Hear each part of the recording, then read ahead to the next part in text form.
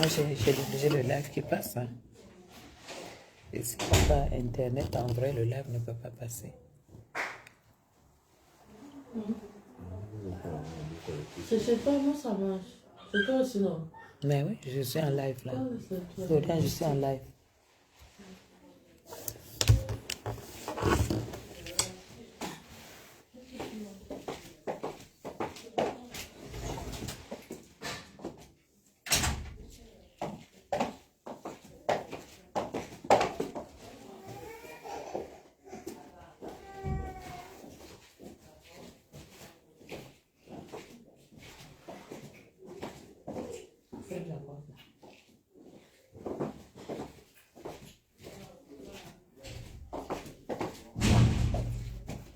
Bonsoir, bonsoir, bonsoir, bonsoir.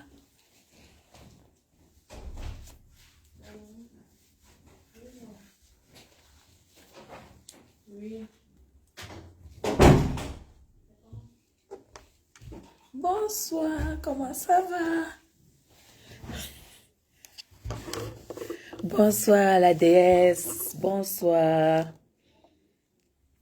Bonsoir ma déesse à moi, bonsoir, comment allez-vous?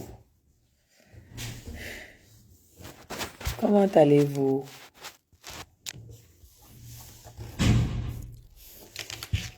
Bonsoir, bonsoir, bonsoir. C'est la veille de la République. Merci, merci la déesse. Il y a beaucoup de japa à partager. Il y a tellement de japa. Ouh, vraiment, vraiment. Partagez le live, partagez le live, partagez le live. Comment allez-vous? Merci Anéo, merci. Merci Bekoa, merci Mante, merci Aminata, ma fille chérie. Oh là là. Michel Esso, bonsoir, merci. Mate poivré, merci pour les cœurs. Merci pour les cœurs, merci pour les cœurs, merci pour les cœurs. Merci Bekoa. Oh Milena, merci. Oh là là, Lynette Sophie. Oh là là, on a bipé ma fauchou. Aïe. Merci beaucoup Lorraine. Mate poivré, merci pour les cœurs. Impressobam, bonsoir, mes respects. Fifi, aïe, merci. Merci, partagez les directs et tout.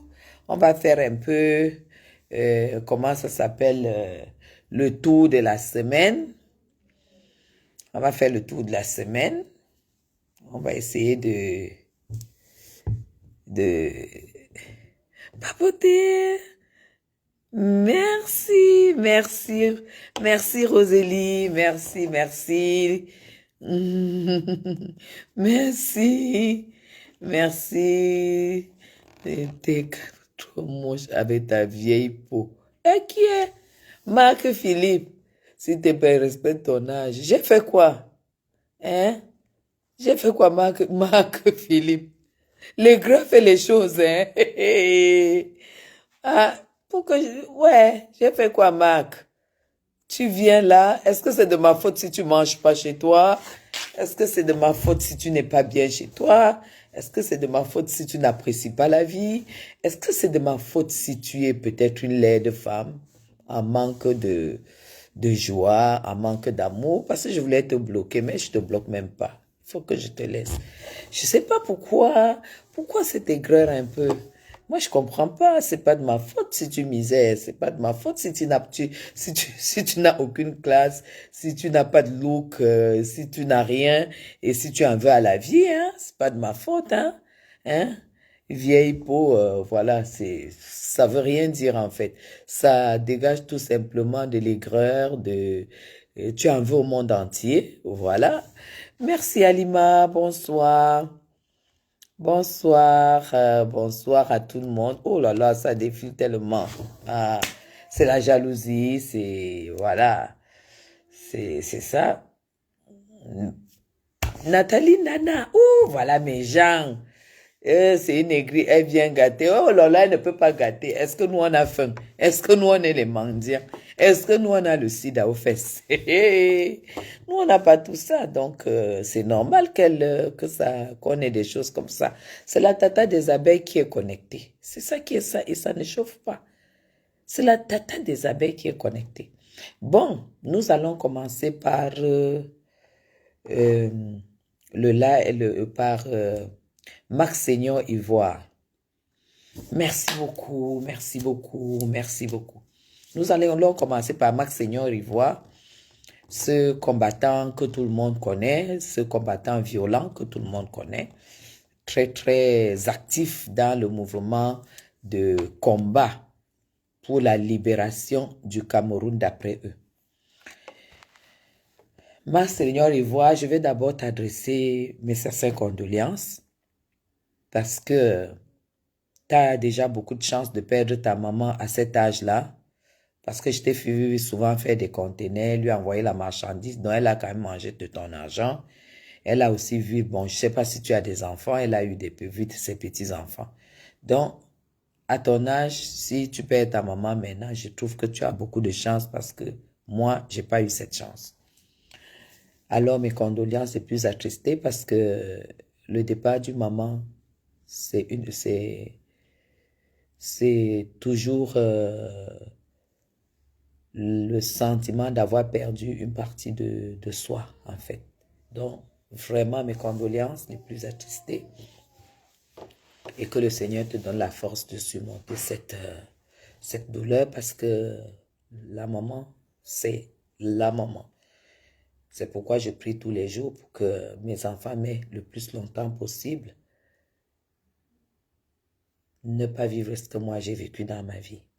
Donc, vraiment, mes condoléances, Max. Mes condoléances, ça me fait même avoir une petite larme parce que, oui, j'imagine la douleur que tu as et ce que tu aurais pu vivre en l'enterrant, en la mettant au sol et tout et tout. Ça, j'imagine cela. Et c'est des choses qu'on ne vit pas deux fois. Alors, moi, j'ai lu ton post que j'ai partagé. Coucou Boma Danger, maman. Boma Danger, bonjour.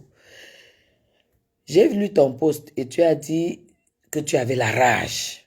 Ça se comprend. Et que aujourd'hui, est-ce qu'on peut te dire de ne pas être violent, en d'autres termes, de ne pas être violent dans le combat. Donc, en fait, tu déverses ta rage dans la violence du combat. Marc Seigneur Ivoire. Je ne sais pas si tu te rappelles. Bon samedi à tout le monde. Si tu te rappelles de tout ce que tu as fait. En vrai, personne ne t'a interdit le Cameroun. Tu t'es interdit le Cameroun toi-même. Marc Seigneur Ivoire, même le combat que tu fais, la soif du changement que tu fais, tu peux le faire. On voit ici dans les chaînes télé, on voit les gens qui font tout, plus que vous, mais qui ne sont jamais interpellés parce qu'ils ont critiqué, parce qu'ils ont insulté, parce qu'ils ont méprisé, parce qu'ils ont fait tout ce qu'ils ont fait. Mais je ne comprends pas pourquoi tu te rabâches sur le combat. Le combat que vous faites, c'est de la politique. Et le président Biya lui-même vous avait dit, et il a toujours dit, la vraie politique, c'est le débat. Voilà pourquoi il avait dit, débattons, ne combattons pas. C'est-à-dire, le combat, c'est la violence. Et il n'y a pas de violence dans la politique. Il n'y a pas de violence. Il n'y a aucun résultat positif qui puisse sortir de la violence en politique. La politique, c'est les stratégies, c'est le travail sous-marin, c'est du porte-à-porte, c'est c'est beaucoup de choses. Sauf, c'est du chrome. J'ai fait du chrome. Sauf la violence. Tu vois, la politique n'agresse pas. En politique, on n'agresse pas. En politique, on ne poursuit pas les gens du régime pour les tabasser, pour les agresser. En politique, on ne cherche pas le président de la République pour le taper, pour le déchirer. En politique, on ne casse pas les ambassades. Parce que tout ce que tu as fait, tu as bien vu depuis 2018, ça n'a rien donné. On est en 2025, dans 2-3 mois, on retournera aux élections. Tu comprends? On retournera aux élections. Maintenant, tu dis avec ça que quelqu'un te dise encore de ne pas faire la violence. Est-ce que tu te rends donc compte que toutes ces violences-là, ça s'est retourné contre toi? Parce que c'est quand même toi qui ne peux pas enterrer ta mère. Parce que parfois, quand vous faites des choses,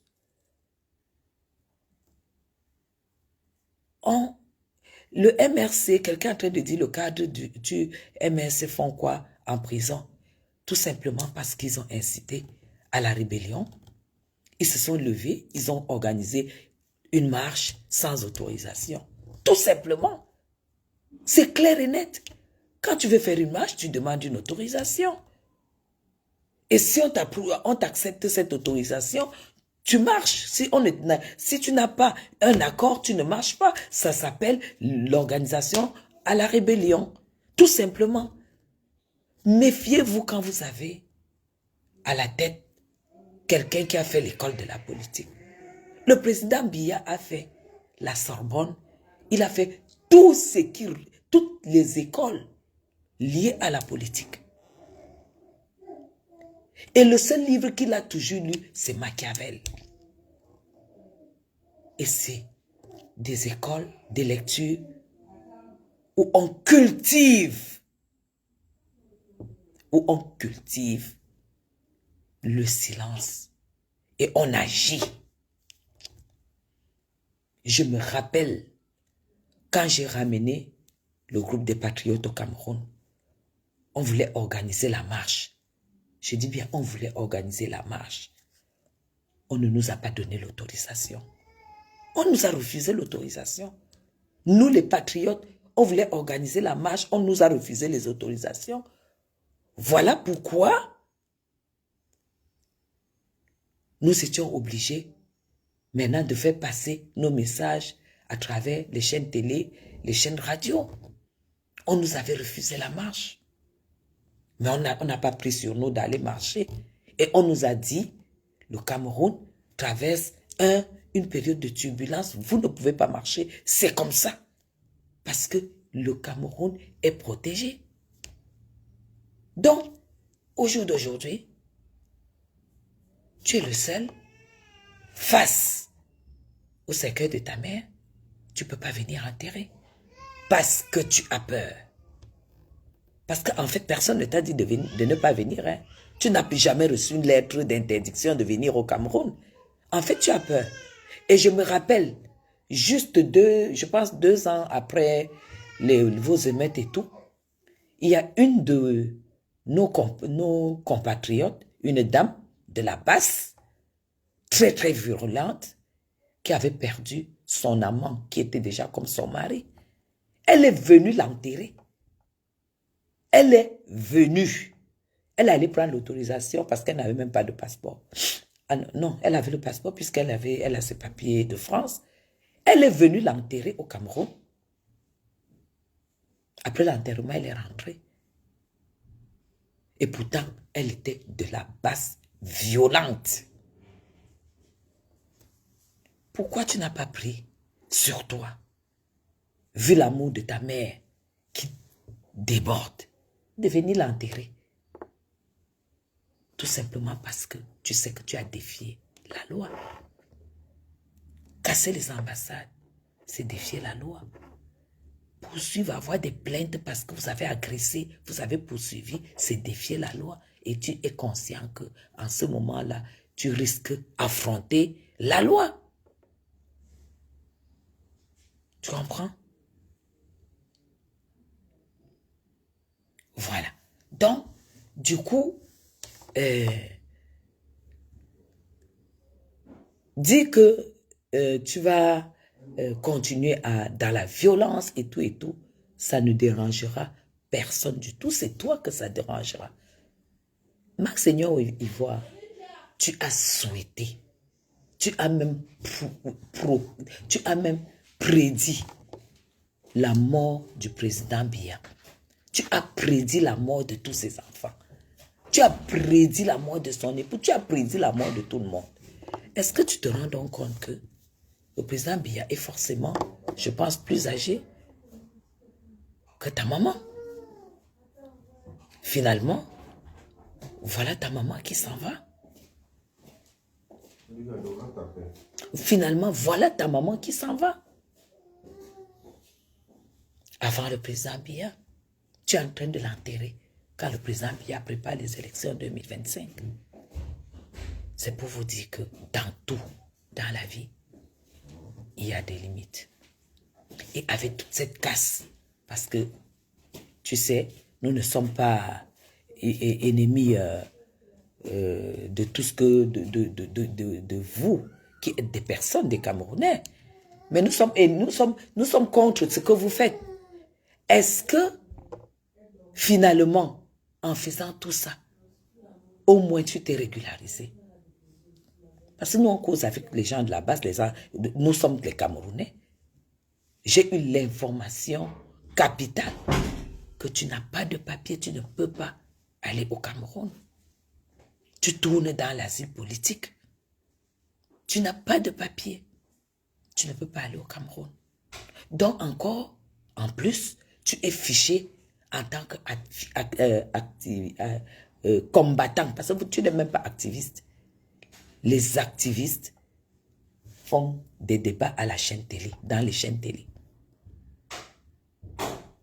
Les panafricanistes, ils font les débats dans les chaînes télé.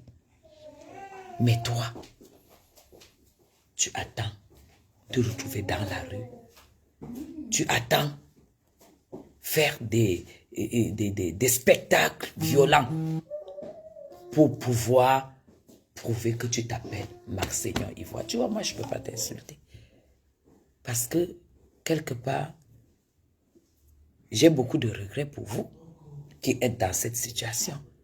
Parce que, voilà Fleur de Lille, qui est au Cameroun, qui crie au changement, qui demande aux gens d'aller s'inscrire dans les listes, sur les listes électorales pour pouvoir voter et changer le Cameroun d'après elle. Changer les choses d'après elle. Elle le dit, elle le crie, elle fait des lives. Vous avez vu qu'un jour, vous avez vu qu'elle est inquiétée. Hein? Vous avez vu qu'elle est inquiétée.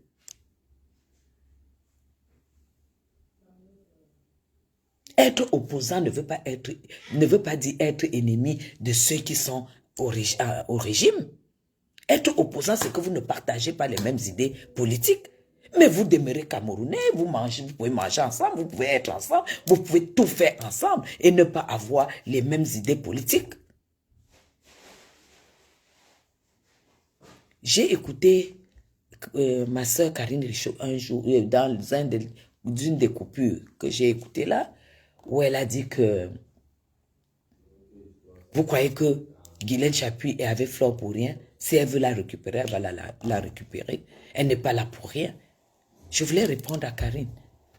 Je te dis tout de suite non. Je te dis tout de suite non. J'ai une vie tellement rangée.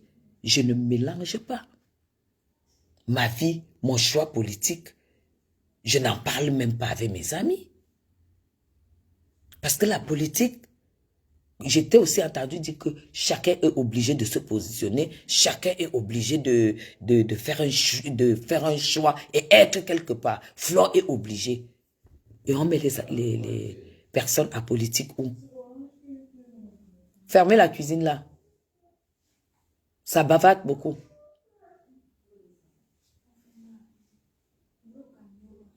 Vous avez compris? Il y a les personnes apolitiques qui ne font pas la politique, mais qui peuvent vous donner des avis, mais qui refusent de s'inscrire de s'enregistrer dans un parti politique. Personne n'est obligé de faire de la politique.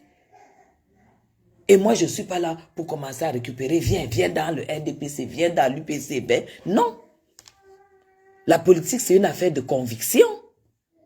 Et pour faire de la politique, il faut tout simplement que tu écoutes les gens, les partis politiques, et tu te dis, je me sens mieux dans ce parti-ci. Et tu prends... juste une seconde.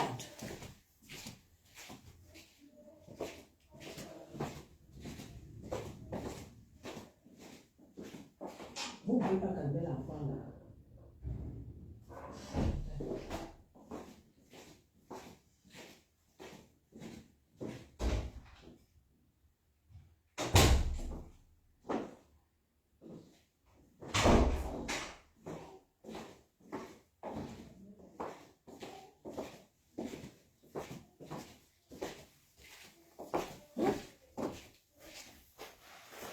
La politique n'est pas obligatoire. Voilà pourquoi aller s'inscrire sur une liste électorale, ce n'est pas obligatoire. Ce n'est pas obligatoire.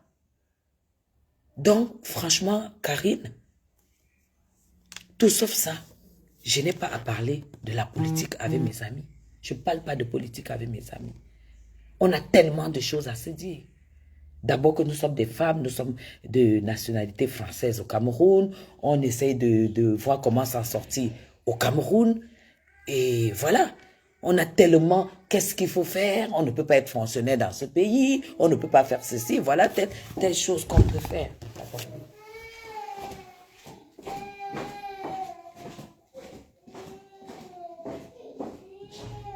Est-ce qu'on peut respecter au moins ce que je fais?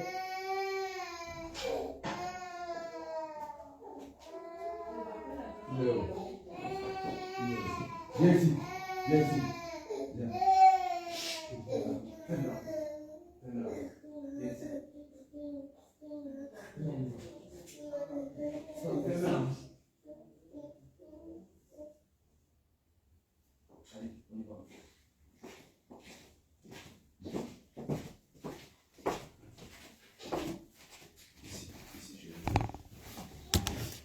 Donc, quant à Max Seigneur Ivoire en conclusion, honnêtement, je pense que pour faire de la politique, il faut apprendre et puis acquérir ne serait-ce que le b.a.-ba. Quand tu comprendras que je peux être biaïste et ne pas être RDPCiste. Je peux être RDPCiste et critiquer le régime. Oui, critiquer que telle chose ne va pas, telle chose ne va pas. Mais étant RDPCiste, tu comprends? On ne peut rien me faire. On va m'écouter. Quand tu comprendras ça, tu comprendras que c'est comme ça que ça marche et pas autrement. Quand on a cultivé la démocratie dans un pays, tout ce que vous faites à l'étranger là, ça ne peut pas marcher et ça ne peut pas se pratiquer ici. C'est tout. Le respect des institutions, on a toujours respecté les institutions dans ce pays. Et si tu ne respectes pas, on lit la loi, on lit le droit sur toi. C'est comme ça que ça se passe. C'est ce que nous avons accepté à l'arrivée du président Paul Biya dans ce pays.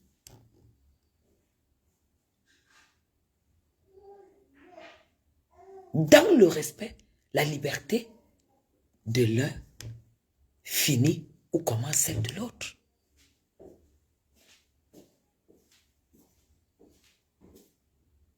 La casse, les agressions, les messages de menaces, les alertes, les messages d'alerte et tout ça, ça va dans l'eau. Ça ne ça ne peut pas influencer la politique du Cameroun parce que les bases sont soudées et on joue sur les bases. Tu as le droit de faire ceci, tu as le droit de faire ceci, tu n'as pas le droit de faire cela. Et tu t'attends à ce que la loi prévoit pour toi, en fait. Donc, pour Max, aujourd'hui, tu bois et tu bouffes ton djangui. Tout simplement. Tu bois, tu bouffes ton djangui. Et tu sais pourquoi tu n'es pas venu au Cameroun. Ce n'est pas à cause du président Paul Biya. C'est à cause de ce que tu as fait. On ne dit pas que vous devriez dérouler le tapis au président Paul Biya. Mais un président qui a été élu, a étudié, vous êtes, c'est-à-dire, vous avez l'obligation de le respecter. Traiter le président, voilà, il est ci, ça. Vous allez en dessous de la ceinture. Si la loi interdit que vous puissiez aller en dessous de la ceinture, c'est normal que l'État même te porte plainte. Il y a des personnes qui seront là pour te porter plainte. Parce que tu n'as pas le droit. C'est pour ça que tu n'es pas venu au Cameroun. Disons même que tu as les papiers, mais tu ne peux pas venir au Cameroun. Et bizarrement, quand certains d'entre vous commencent à comprendre,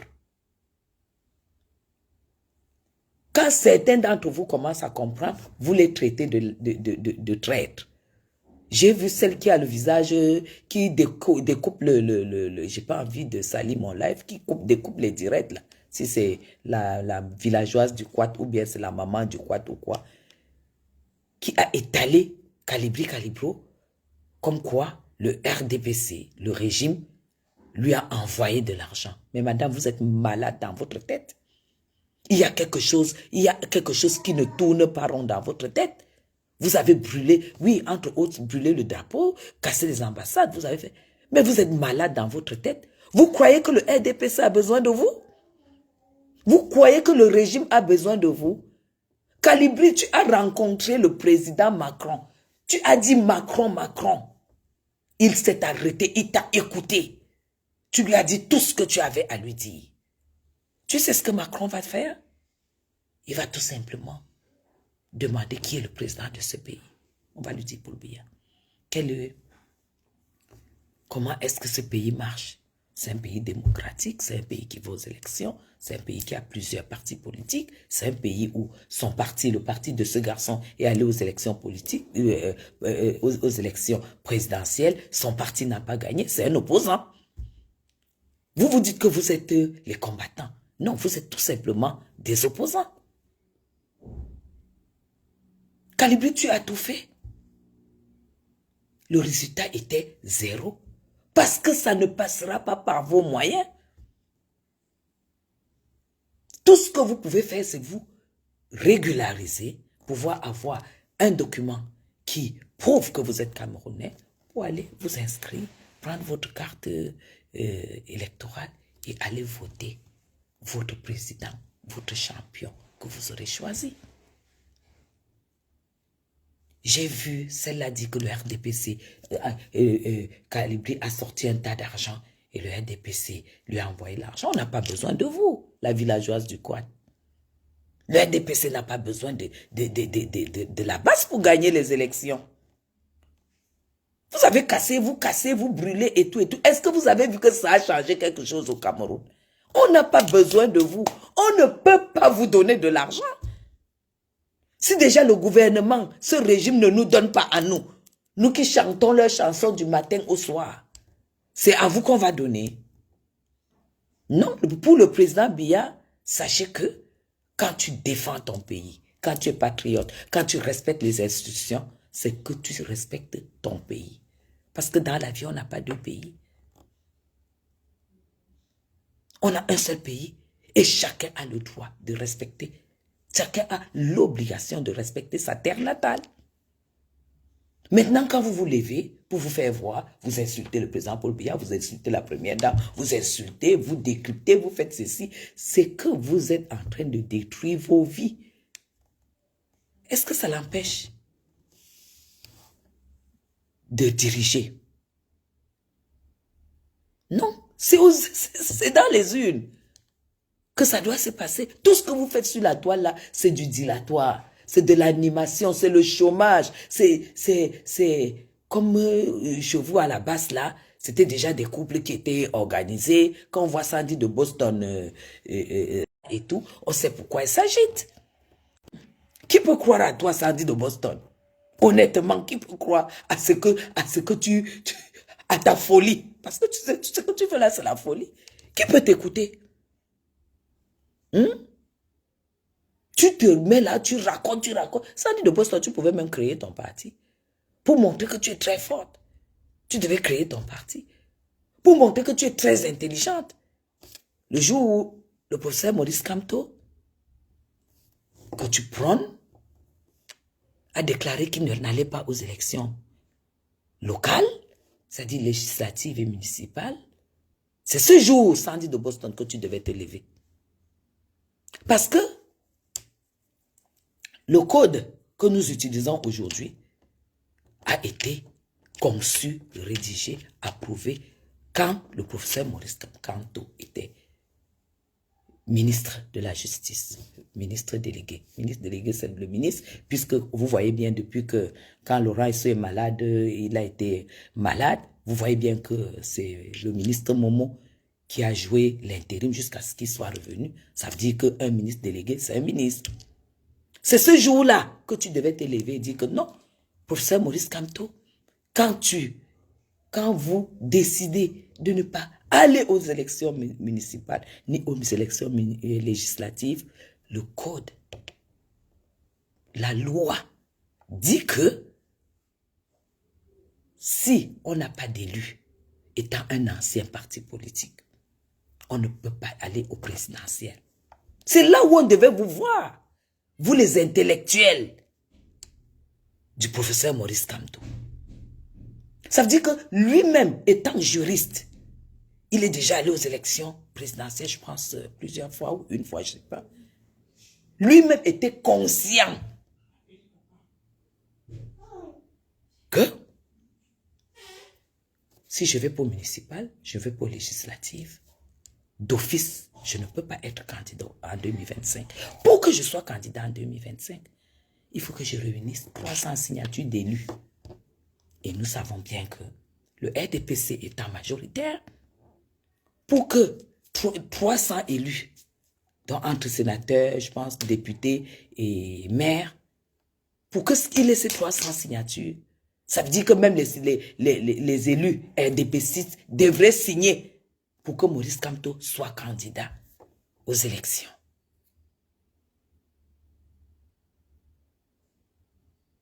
Et ça ne sera pas facile. Parce qu'un RDPciste ne va jamais signer pour un MS, pour Maurice Kamto. Mais vous étiez où? Toi, Sandy de Boston qui parle le gros français, tu étais où? Et aujourd'hui, bizarrement, le MRC ne s'est pas encore présenté parce que le MRC d'office ne va pas être candidat. Le parti ne sera pas candidat. Peut-être un autre parti pourra prendre Maurice Kamto et dire, voilà, j'ai mon parti, je fais de toi candidat. Est-ce que les MRCistes vont pouvoir voter ce parti politique? Est-ce que ce parti politique, qui le prendra pour le mettre en tête, acceptera qu'il soit tête de liste? Ça veut dire que ce soit lui président au cas où le parti gagne. Je peux prendre quelqu'un ici chez moi, je dis je te prête ma maison et maintenant lui choisit la chambre principale. Je ne pense pas. Et quand je vous vois, vous levez et dire qu'il y aura élection, allez vous inscrire. Allez, vous faites aussi la campagne, hein, qu'il faut que les gens aillent s'inscrire. Les gens doivent aller s'inscrire. Je ne vous ai pas entendu vous poser la question. En dehors de Karine Richaud, je n'ai pas entendu Karine Richaud poser la question. La seule que j'ai entendu poser cette question, c'est Karine Richaud. Qu'il faut qu'elle voie la candidature de Maurice Kamto. Vous les intellectuels qui vous agitez. Oh non, on a fait il y a eu du monde à la place de la République. Est-ce que vous savez que ça veut rien dire? avoir du monde qui ne sont même pas inscrits, dont la plupart n'ont même pas de carte d'identité, ils n'ont aucune preuve qu'ils sont Camerounais, mais ils sont venus à plus. Est-ce que vous vous rendez compte que vous êtes dans le bruit? Vous êtes dans le bruit. Ça dit, je ne comprends même pas que ce soit un juriste qui soit en tête de votre mouvement. C'est pour dire quoi après? Que le régime refuse que Maurice Kamto soit président parce qu'il est le plus populaire. Maurice Kamto savait qu'en 2025, il n'ira pas aux élections avec le MRC. Est-ce qu'il y a une seule personne entre vous qui s'est levée et a déclaré qu'il a tué le MRC les yeux ouverts, dont tout le monde regardait? Il s'est levé, il a dit, j'abat ce parti. Vous lui avez fait quoi? Max Seigneur Ivoire, je voudrais que tu comprennes que ton combat t'a traîné dans quelque chose qui n'aura jamais, tu n'auras jamais d'issue. Tu n'auras jamais d'issue. Il faut tout simplement que, peut-être, qu'on vous rassure que, bon, voilà, vous pouvez venir au Cameroun, parce que moi aussi, je demande qu'on ait pitié de vous, parce qu'on vous a utilisé.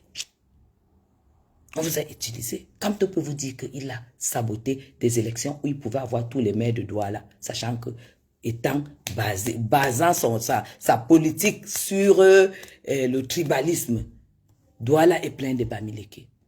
Il ne pouvait pas manquer peut-être 4 ou 5 maires s'il faut se baser là-dessus. À Yaoundé, c'est pareil.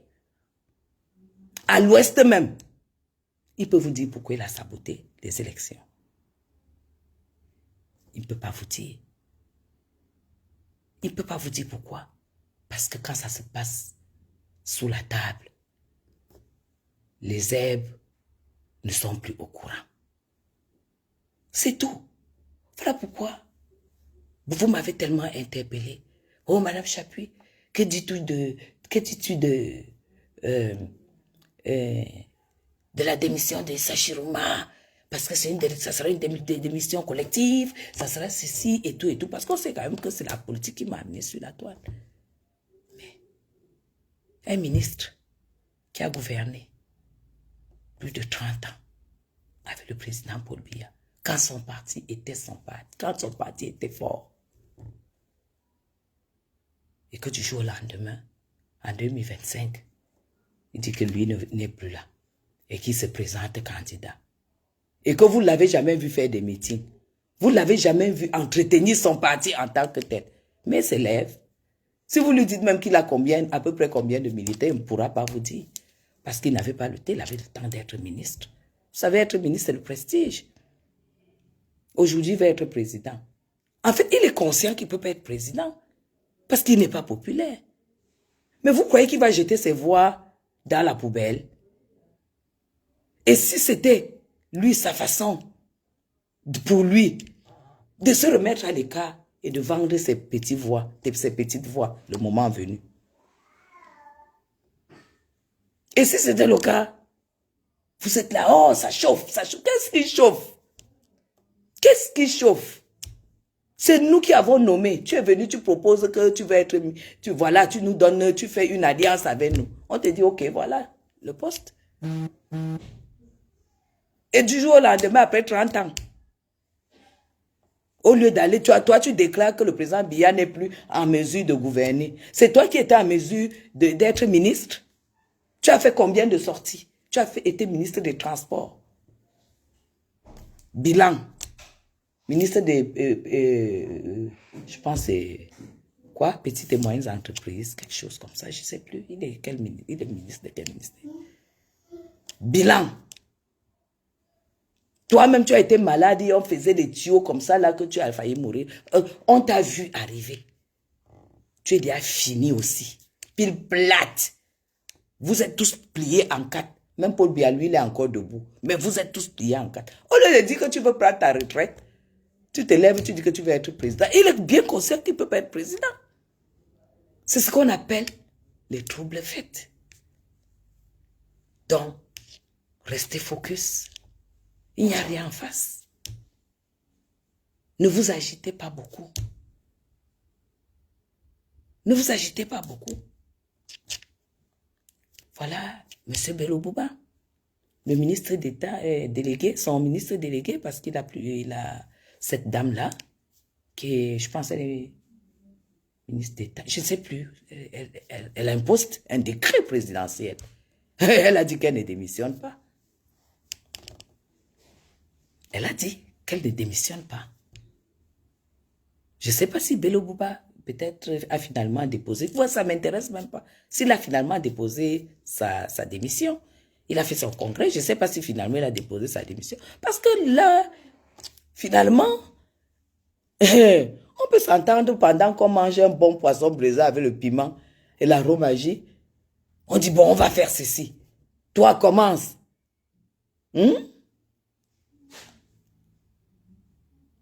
Toi, commence. Le gars, l'autre se lève, kounya. Il dit, allez, je m'en vais. Il sait que dans 2 jours, son frère, l'autre va poser la même démission. Sauf que 2, 3 jours, 4, 5 jours, 1 semaine, l'autre continue à aller au travail. Genre, je n'aurais plus le gendarme. Je n'aurais plus un grand bureau climatisé, je n'aurais plus de budget, je n'aurais plus... Parce que le ministre, c'est un grand prestige. Est-ce que c'est une bonne décision? Le temps de se dire que c'est une bonne décision. Toi, tu es déjà parti, hein? Toi, tu es déjà parti, l'autre est déjà parti. Il dit quand même, je fais quand même le congrès. Il a fait le congrès. Mais, un opposant peut être ministre. Il n'a pas besoin de démissionner. Parce qu'être ministre, c'est par décret. Un opposant a le droit d'être ministre. Dans un pays démocratique, un opposant est à sa place. Donc là où Bello Bouba est, s'il ne démissionne pas, le président Biya pour un oui ou pour un non, à cause du fait qu'il ne soit plus de la majorité présidentielle, le président Biya, ce n'est pas une raison pour qu'il lui retire le décret. C'est-à-dire que là où il est là, il peut garder son décret. Si c'est un bon ministre, le président Biya n'a pas besoin de le remplacer, il restera là. Faites très attention. Faites très, très attention. Quand vous voyez le silence, ce n'est pas signe de panique. Parfois, on garde le silence pour mieux observer le film. Pour mieux observer le film. Nous sommes silencieux. Vous n'avez même pas vu que j'ai publié. Rien. Parce qu'il n'y a rien en face.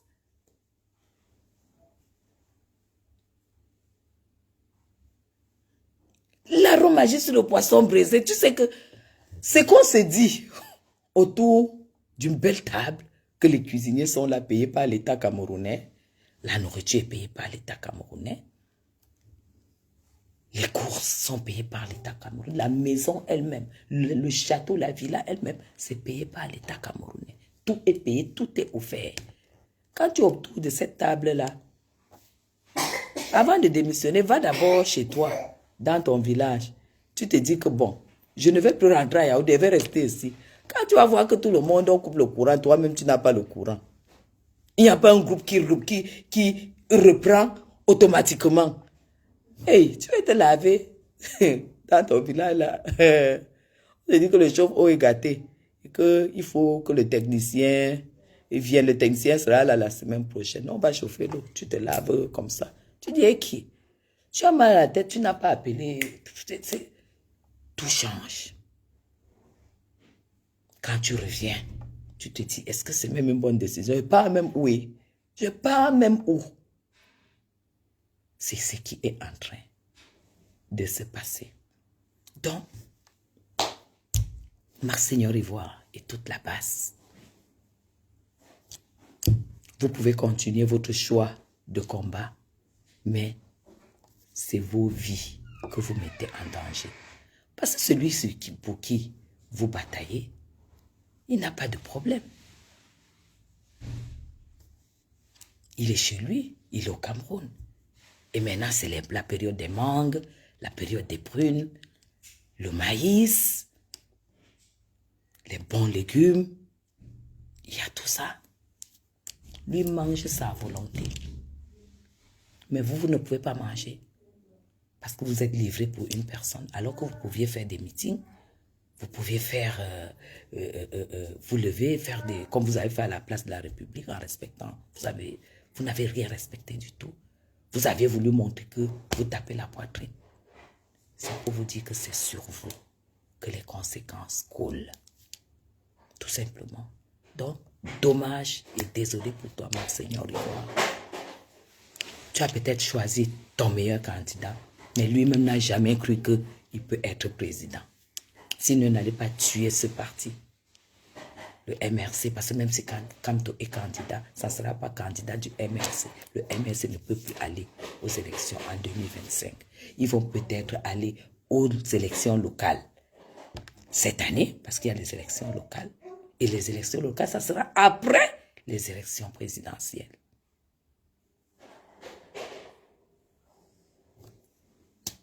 Donc, au lieu de vous agiter comme les Sandy de Boston, allez, sortez, sortez. Dès que tu allumes ton machin, tu dis sortez, sortez. Tu éteins. Tu crois que qui t'a écouté? Tu vois que le gars de mon colo qui sait qu'il fait sa cotisation à la fin de chaque soirée, il va t'écouter. Il a même d'abord le temps d'écouter tes lives. Le gars du marché central, qui sait que s'il ne part pas vendre un jour, il risque d'échouer sa cotisation. Tu crois qu'il va t'écouter? Pourquoi vous ne réfléchissez pas? Peut-être quand vous faites vos choses en euros, vous croyez que les gens vous écoutent au Cameroun. Et qui écoute vos lives au Cameroun? Qui a même d'abord l'argent pour dire qu'il met le crédit pour entendre les gens bavarder comme des fous? Ouvrez les yeux et faites autrement.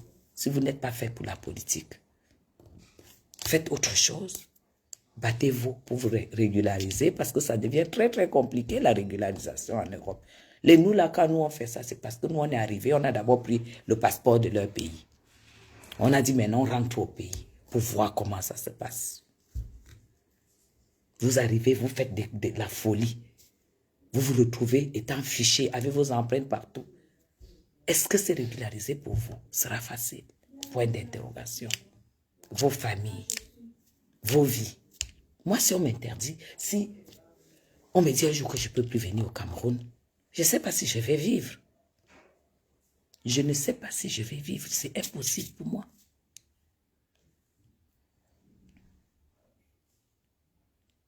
Si vous voulez vraiment nous montrer que vous êtes engagés, descendez au Cameroun. Mula, descendez au Cameroun. Descendez vous exprimer au Cameroun. Quand vous allez descendre, demandez, posez la question. Le code électoral. Comment ça se passe? La loi, le livre là est comme ça. Si tu fais ceci, tu t'attends à quoi? Tu fais cela, tu t'attends à quoi? Tu fais ceci, tu t'attends à quoi? Nous les Camerounais qui sommes sur place, nous savons à quoi nous attendons si on pose tel acte et tel acte. Voilà pourquoi l'ancien ministre de la Justice, quand il est venu au Cameroun, parce que vous lui avez raconté ce que vous lui avez raconté, vous avez dit là-bas qu'on a pris un opposant, l'opposant le plus farouche, le plus fort, on a jeté en prison. Il est venu, il a rencontré le président. Le président l'a fait asseoir sur une table. Tous les avocats étaient là. On a sorti le dossier du professeur Maurice Kamto. Lui étant juriste, a lu. Il a lu le dossier. Et qu'est-ce qu'il a dit? En sortant de la présidence, il a demandé au professeur Maurice Kamto de demander pardon au président Biya parce que ce n'est que ça qui peut le sortir de là.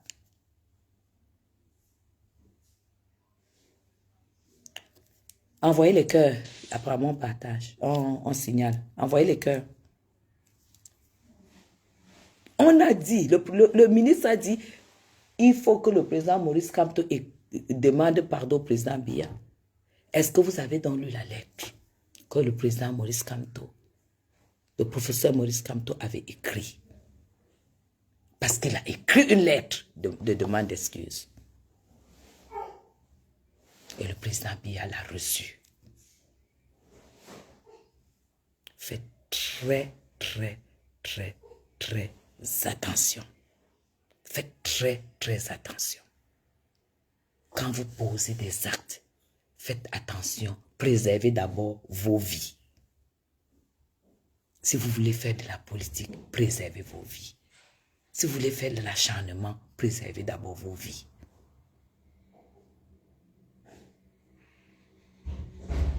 Tout simplement, préservez vos vies. Ne regardez pas les gens qui insultent, les gens qui critiquent, les gens qui font tout ce qui est refusé par un pays digne. Parce que quand ceux-là arrêtent la caméra, ils vont accuser, oui, je ne peux plus venir au Cameroun parce que on envoie les gens m'insulter, on envoie les gens m'attaquer, on envoie, quand on voit Madame Chapuis, sachez qu'on l'a envoyé. On l'a envoyé venir nous insulter, on l'a envoyé venir nous faire ceci. Vous croyez que ce régime a besoin de ça? Vous croyez que ce régime a le temps de se poser la question, mais qu'est-ce que Madame Chapuis... Vous croyez qu'ils ont le temps? Un régime fort. Un régime donc un bulldozer de régime. Vous vous levez là-bas en Europe, vous dites que on a envoyé venir m'insulter. Quand vous voyez Madame Chapuis, sachez qu'on l'a envoyé venir m'insulter. Mais vous ne connaissez pas le RDPC. Vous ne connaissez pas le RDPC. N'oubliez jamais que peut-être, pas peut-être, en dénonçant ce qui ne va pas dans les réseaux sociaux, il y a telle chose qui va pas, il y a telle chose qui ne va pas. C'est ça qui peut marcher.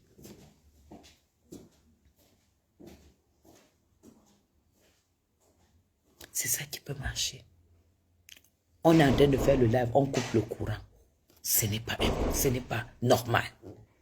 Ça, tu peux dénoncer.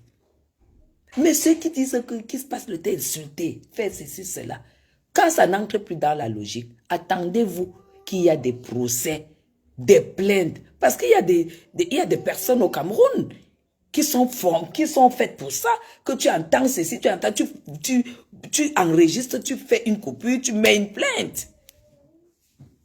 On n'est même pas obligé de te dire qu'on t'a porté plainte. Il y en a qui ne savent même pas qu'ils ont des plaintes. Mais ceux qui savent ce qu'ils ont posé comme acte savent qu'ils ont des plaintes. Parce qu'ils n'ignorent pas comment ça se passe. Donc, quand tu es conscient de tout ça et que tu fais quand même, c'est parce que tout simplement tu sais que le Cameroun ne te dit rien.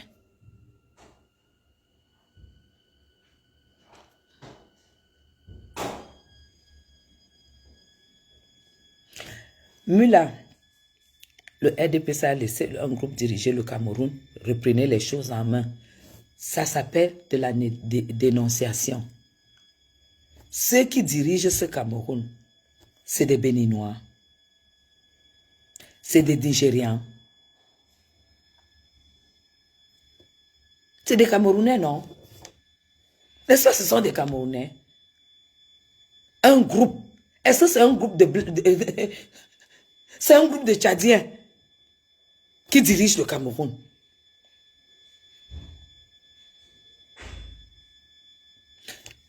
Il faut rappeler que au niveau de la démocratie, à l'extérieur, on sait que le Cameroun est dirigé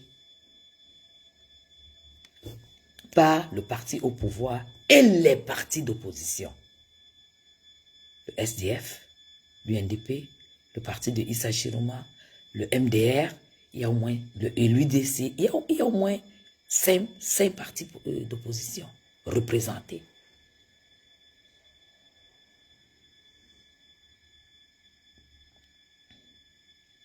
Voilà.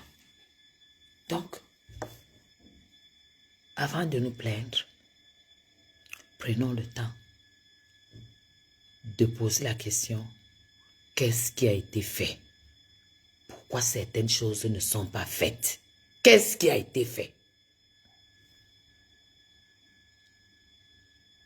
Est-ce que ça a été un choix de privilégier telle chose avant telle autre? Je peux être d'accord avec vous au niveau de la communication. Ce que je reproche au gouvernement, c'est le manque parfois de communication. Parce que les Camerounais ne vont pas lire dans les enveloppes. Les Camerounais ne vont pas aller dans les ministères et commencer à lire dans les enveloppes. Que le gouvernement communique. C'est très important. C'est aussi là où Issa Chiruma, quand il était à la communication, nous l'avons vu faire beaucoup de conférences de presse. C'est un monsieur, malgré tout, qui communiquait beaucoup et qui mettait au courant, qui mettait de la lumière sur beaucoup de choses que les Camerounais avaient besoin de savoir. Parce que s'il y a cette communication, les Camerounais comprendront beaucoup de choses. Et quand il n'y a pas de communication, les Camerounais considèrent, ça ressemble à un mépris. Ça ressemble à un manque de respect. Ça ressemble à un pays où tout le monde n'a pas le droit de connaître pourquoi, en fait, tout le peuple n'a pas le droit de connaître, en fait, pourquoi ils n'ont pas d'eau. Pourquoi ils n'ont pas d'électricité comme il faut.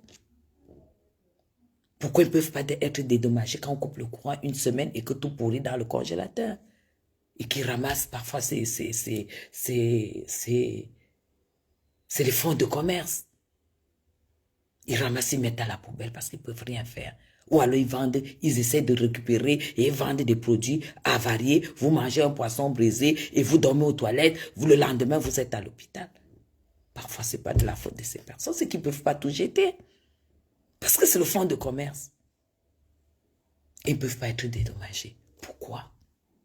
Pourquoi ces personnes qui ont la responsabilité de nous rassurer par rapport à ça ne peuvent pas communiquer? Tout simplement. Mais ça ne se passera pas dans la rue. Ça ne se passera pas dans la bagarre. Ça ne se passera pas dans les armes. Ça se passe dans la communication, dans les dénonciations, dans les vidéos, pour que les gens comprennent. Parce qu'il n'y a pas de communication. Pourquoi il n'y a pas d'électricité au Cameroun comme il faut? Pourquoi il n'y a pas d'eau? Il s'est passé quoi pour qu'il n'y ait pas d'eau? Est-ce que la surpopulation est à l'origine? Parce qu'avant, Yaoundé se limitait, je ne sais pas, en Vormi. Aujourd'hui, Yaoundé est déjà 20 Balmayo. Yaoundé a dépassé Bankomo. De l'autre côté, sur la route d'Awa, Yaoundé va jusque-là. Les gens construisent partout. C'est clair que si les installations étaient limitées, maintenant, il faut reprendre les installations. C'est des choses qu'il faut expliquer.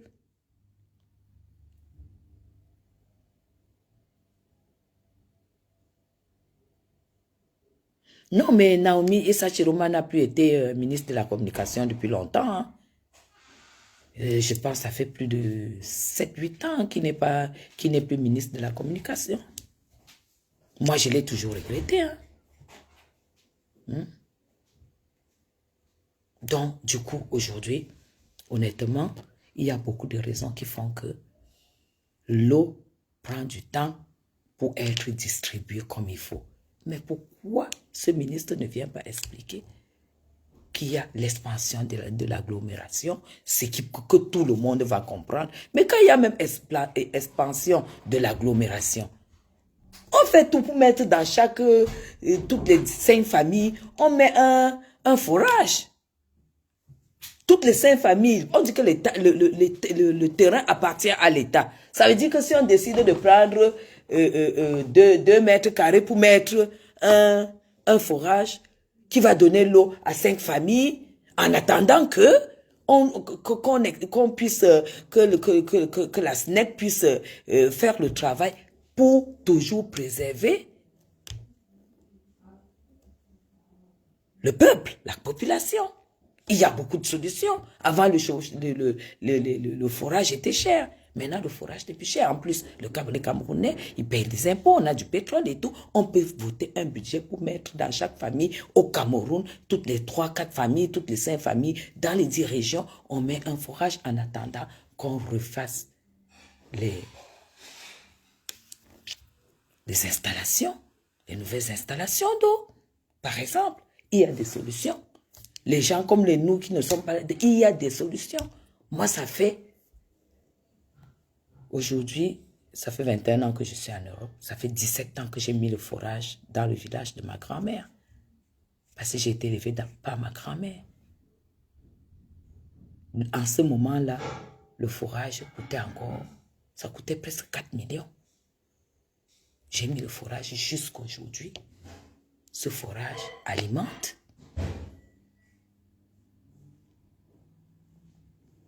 Ce forage, jusqu'à aujourd'hui, alimente tout le quartier. L'État peut s'organiser à faire ça en expliquant qu'il est obligé, en attendant qu'on puisse faire ce qu'on a à faire.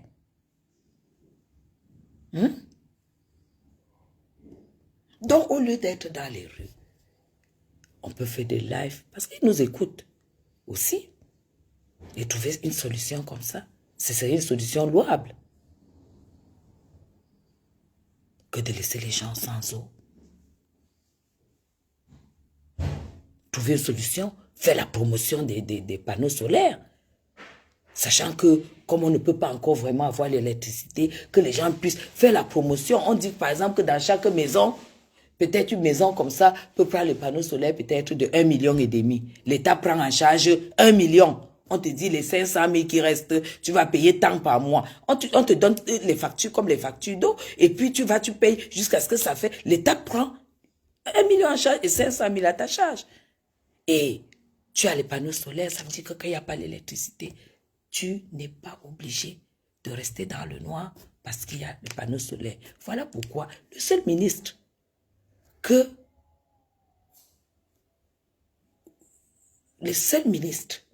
j'aimerais qui saute du jour au lendemain de ce gouvernement, c'est eau, énergie. C'est celui-là. Parce que c'est le ministère qui touche le plus le peuple.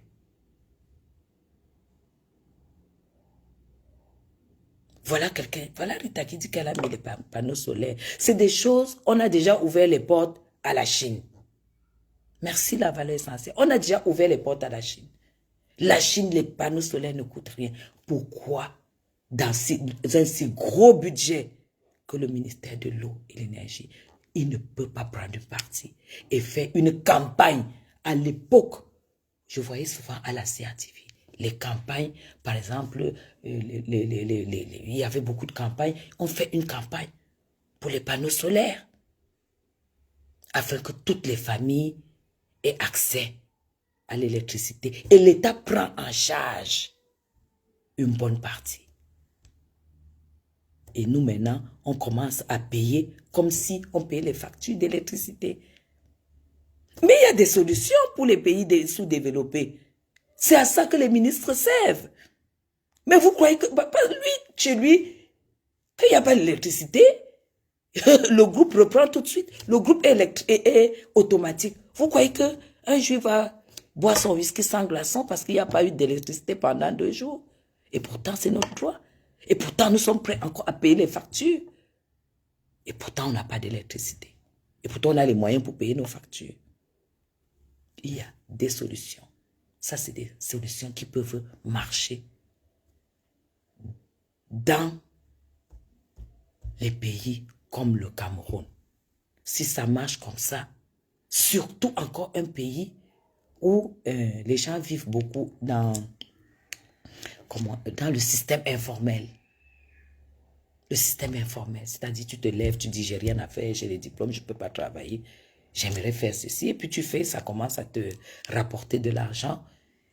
Ça s'appelle le système informel. Beaucoup de Camerounais vivent dans ce système-là et s'en sortent. Tu crées ton petit commerce, tu n'as pas eu d'aide et tout et tout. Mais on va quand même passer te donner le ticket d'impôt pour payer.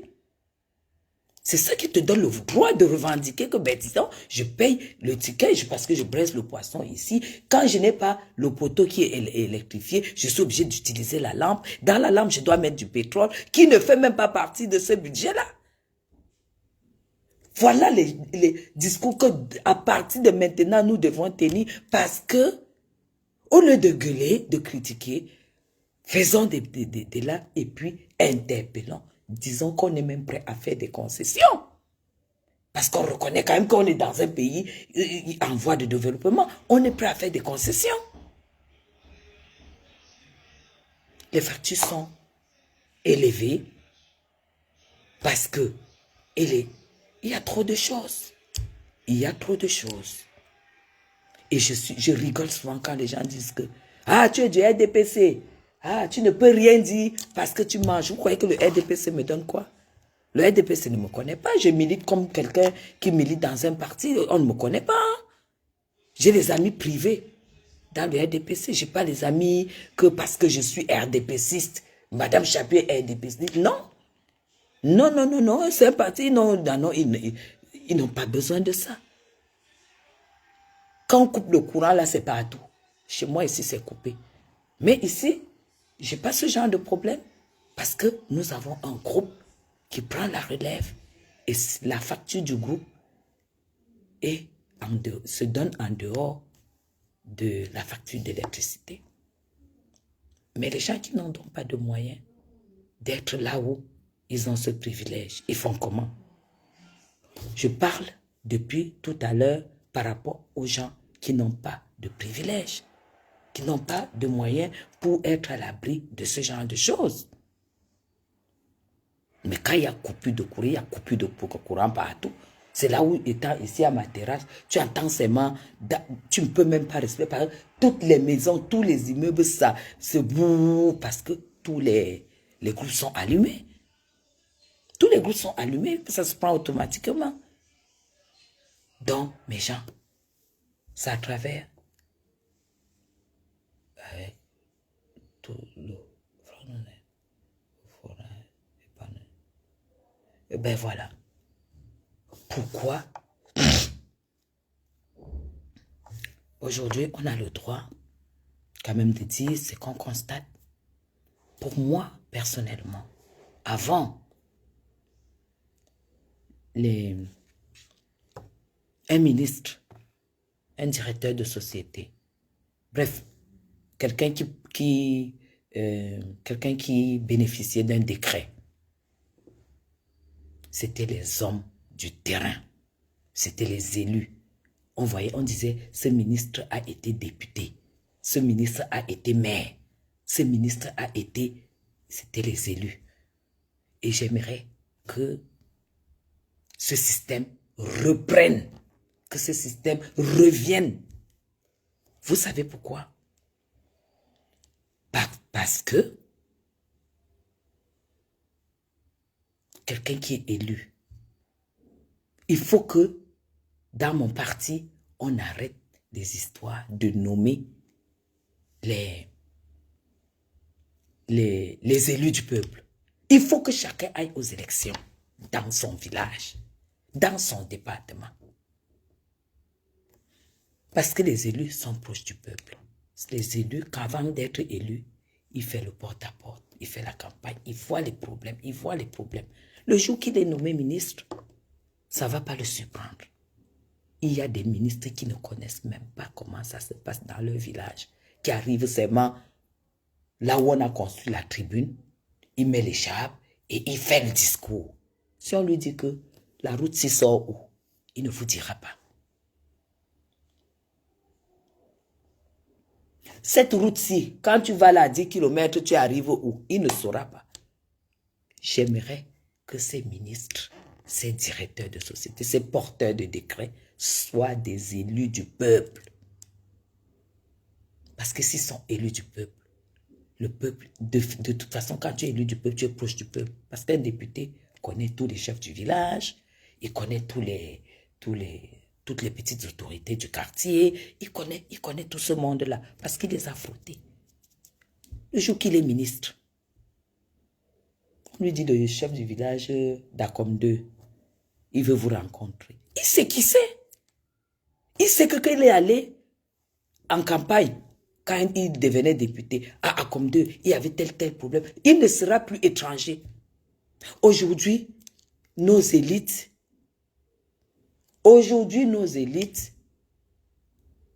n'en ont rien à foutre parce qu'ils n'ont pas côtoyé le peuple.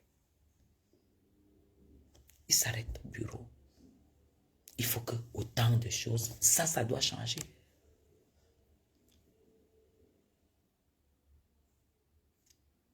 Ça doit changer. Quand moi j'entends des gens dire, oui, Chantal Biya ne fait rien et tout, j'entends des folles là sur la toile.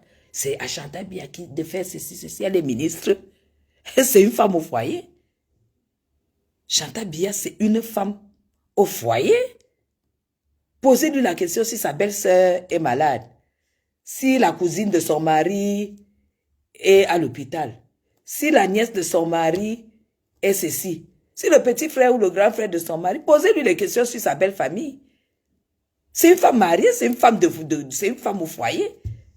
Qu'est-ce qu'elle a à voir dans le gouvernement? Quand moi je vois des gens qui disent qu'ils ont été à l'école, accuser une personne comme la première dame, oui, elle n'a rien fait. Dans le cadre social, il n'y a rien à dire. Il n'y a rien à dire. Parce que la première dame a joué le rôle dans son cadre social. Elle a offert des rêves qui se sont réalisés aux femmes. Des femmes à 50 ans accouchent ici. Elle a développé le système d'insémination artificielle, le système de mères porteuses. Il y a tout ça au Cameroun aujourd'hui. Tu n'es plus obligé d'aller à l'étranger. Parce qu'il y a des femmes qui sont décédées, qui ont vieilli étant stériles, sans enfants. Avec tous les moyens qu'elles avaient, parce qu'elles n'y avaient pas tout ça. Donc, si on s'arrête là, si on va que dans certains pays, la trithérapie, le remède du sida, de la tuberculose, au Cameroun, c'est gratuit. C'est gratuit.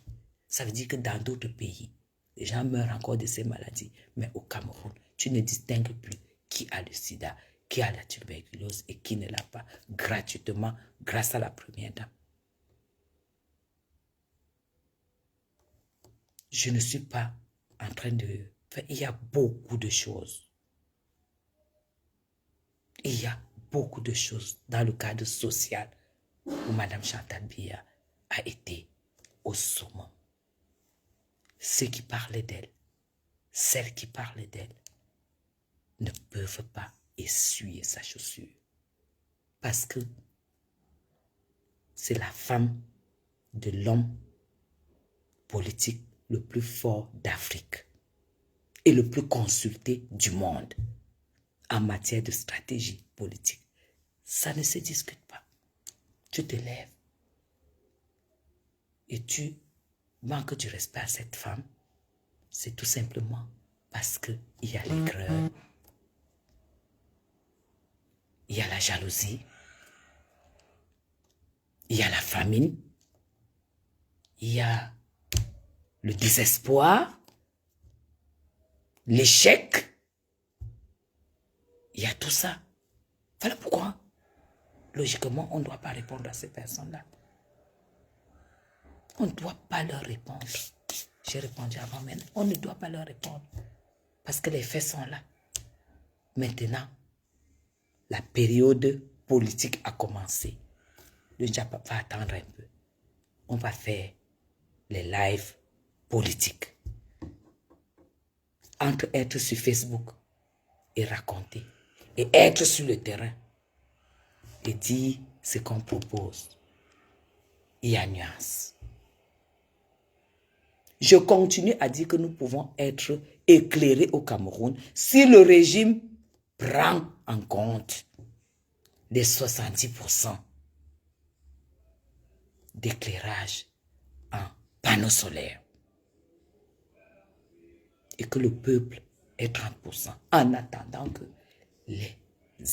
comment ça s'appelle, les installations électriques, parce que on est en train de reprendre, en fait, les installations qui ont été faites avant notre naissance, c'était cloué, c'était genre comme ça, quoi.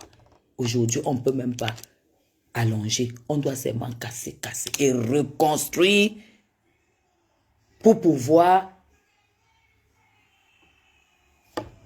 pousser. Mais que le ministre communique avec le peuple. Parce que quand le ministre ne communique pas, qu'il n'y a pas de communication, le peuple se sent délaissé. Le peuple se sent négligé. Le peuple se dit que on n'en a rien à foutre. Voilà pourquoi il y a ce ras-le-bol. Et pourtant, si on explique, les gens vont qu'ils fassent des tables rondes, les gens vont sortir les solutions. Et ça va marcher.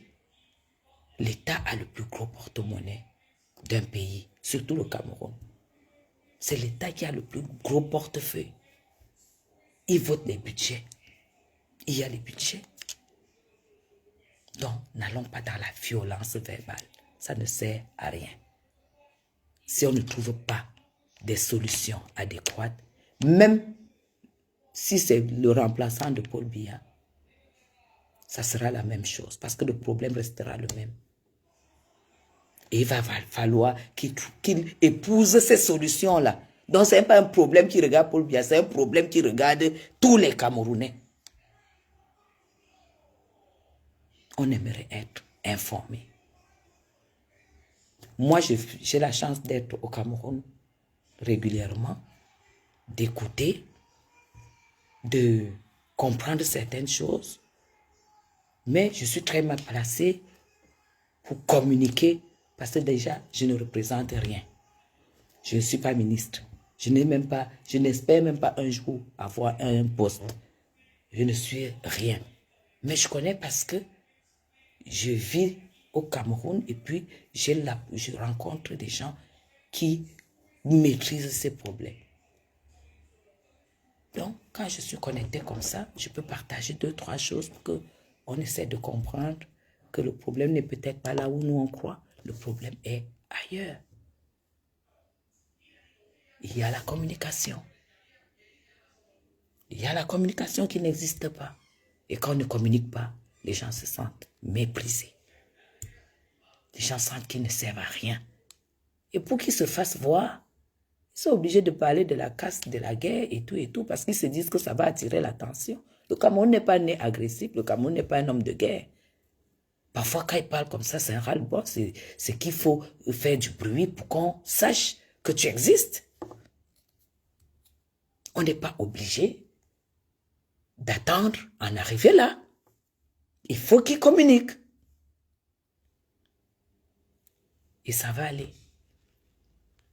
Je connais les gens qui sont proches du président Biya. Le président Biya ne laisse pas dormir un problème qui regarde le peuple.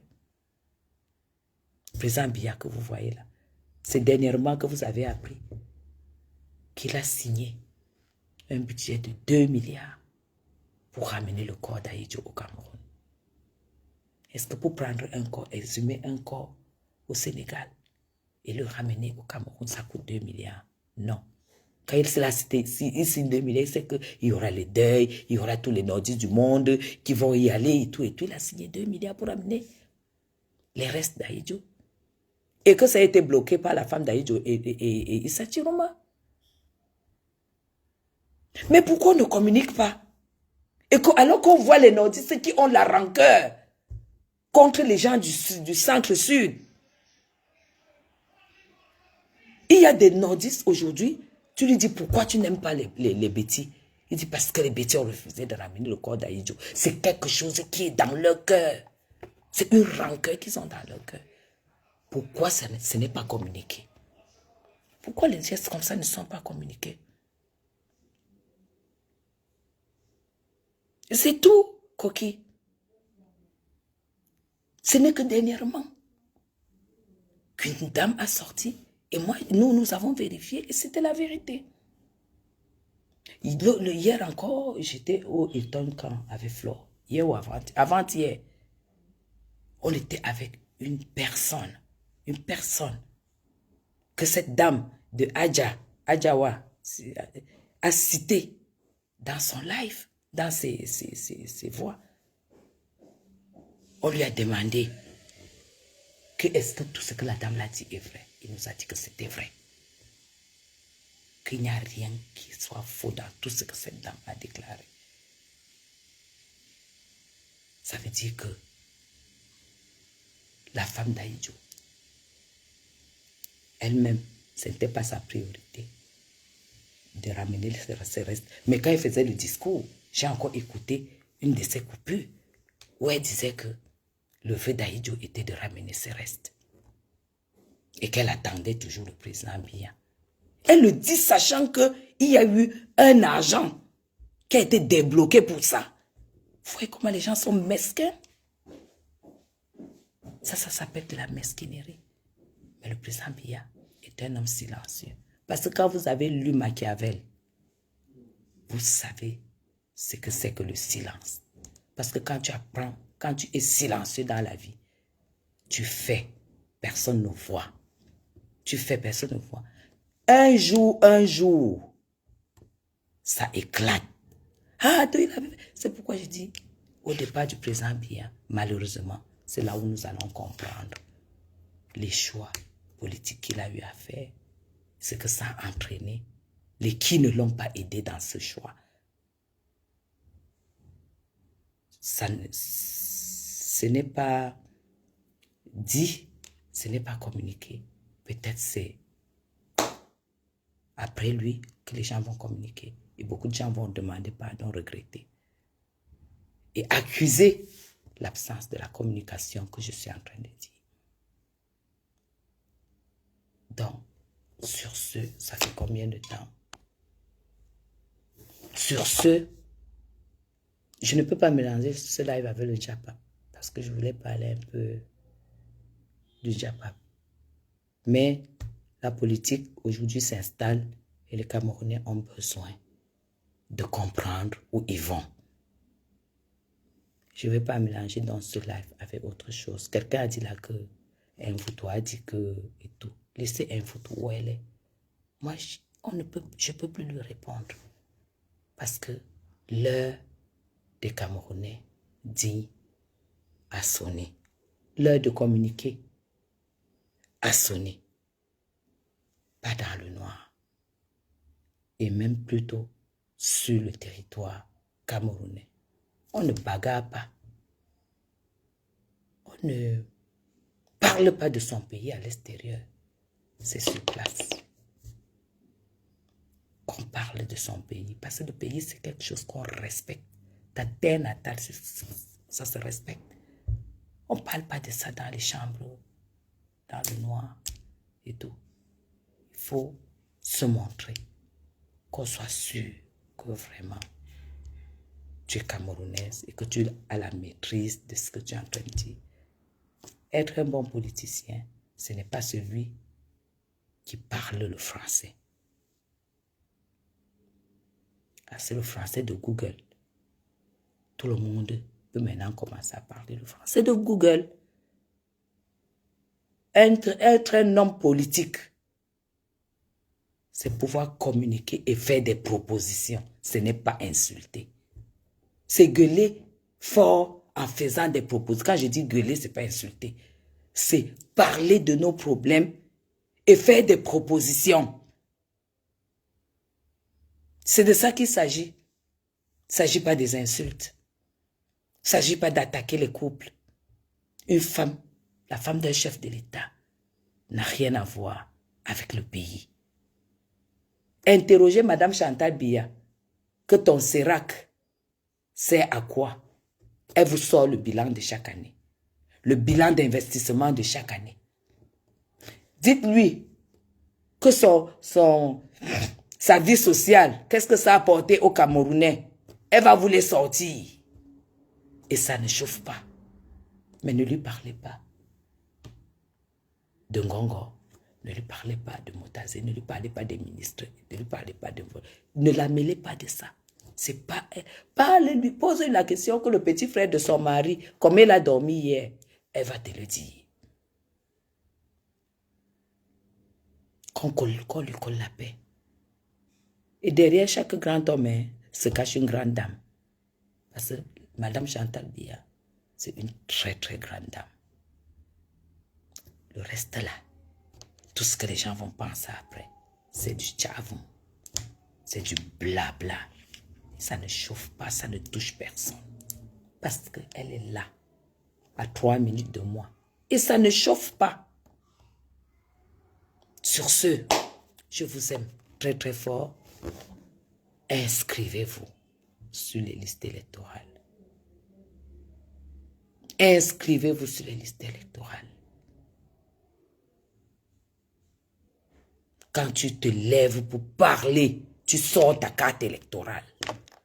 C'est comme ça ça s'est passé. Que si on ne m'écoute pas, je sanctionne dans l'urne. C'est comme ça que moi, je vais commencer. Si on ne m'écoute pas, je sanctionne dans l'une. Parce que nous, les femmes françaises qui avons une autre nationalité à travers le mariage, nous n'avons pas perdu notre nationalité. C'est-à-dire qu'on a le droit de voter. Tu ne peux pas parler sans ta carte électorale. Inscrivez-vous. Chaque voix compte. Parce que quand vous avez votre carte, vous savez que vous allez aller donner une voix à quelqu'un. Mais vous n'allez pas fermer votre bouche. Vous allez dire quand même que quand je parle donner là, voilà. Qu'est-ce qui est pris en compte? C'est ça qui est ça. Donc, nul n'a sa place garantie dans l'une.